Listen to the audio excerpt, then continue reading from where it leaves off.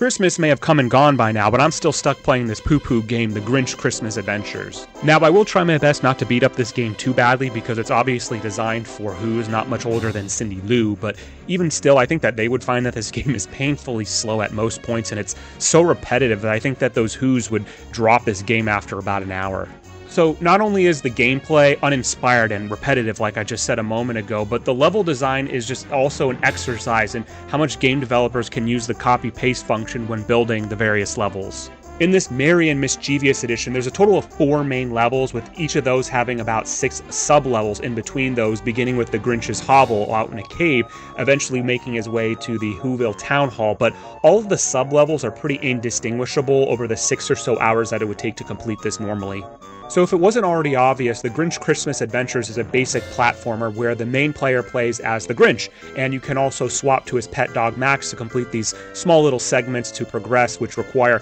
Max's small stature to climb through tunnels or go through little doggy doors. And interestingly enough, there is a co-op component integrated in this game where a second player can actually control Max, but the thing is, it's so half-baked because Max doesn't gain any of the same abilities or equipment that the Grinch does, which I'll talk about a little bit later, and Max can't even double jump. So when I played this with another person, my partner hardly actually got to play at all and was really more frustrated than they were even bored. So this game really is not co-op in the truest sense of the definition. I should also mention that the music in this game is just boring and basic and really doesn't convey any of the Christmas spirit at all, so it's another misstep and just adds to how lifeless this game feels while playing it. Speaking of lifeless, what do spiders and bats have to do with Christmas? I mean, this isn't A Nightmare Before Christmas, so whatever the reasoning is, spiders and bats do make up about a third of the enemies in this game, so again, this game feels very generic. Surprisingly enough, this game being a platformer, it does have some minor Metroidvania elements baked into it because you can revisit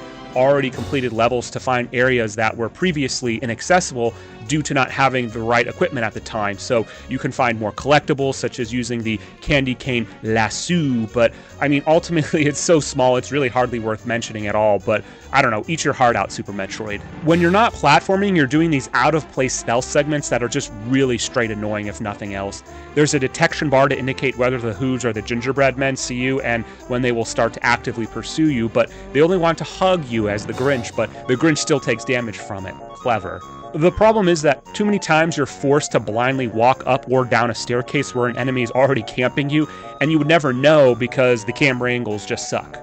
Many of the final sub-levels in each of the hub worlds are gated by items or equipment such as a jetpack or a sleigh, which are unlocked by completing these offensively easy and ultimately time-waster jigsaw puzzles, which in turn require jigsaw pieces, straight out of Banjo-Kazooie I might add. You get most of these pieces as you're progressing through the sub-levels, but the thing is, by the end of the game you do need quite a bit of jigsaw pieces, so you may find yourself having to replay levels in order to get enough. So with all that said, you're probably wondering, is this the type of game you can bust out at Christmas time and have the family gather around the bright LED screen and enjoy as a holiday classic? No, absolutely not. Toss this one in the trash along with yesterday's Who Pudding, because even at a budget price of about $20 or so, The Grinch Christmas Adventures is a soulless platformer with the Grinch IP basically slapped on it, and it conveys none of the holiday atmosphere you might hope for in a game like this, and as such, I'm giving The Grinch Christmas Adventures Merry and Mischievous Edition a C/C-. You have bad games, Mr. Grinch.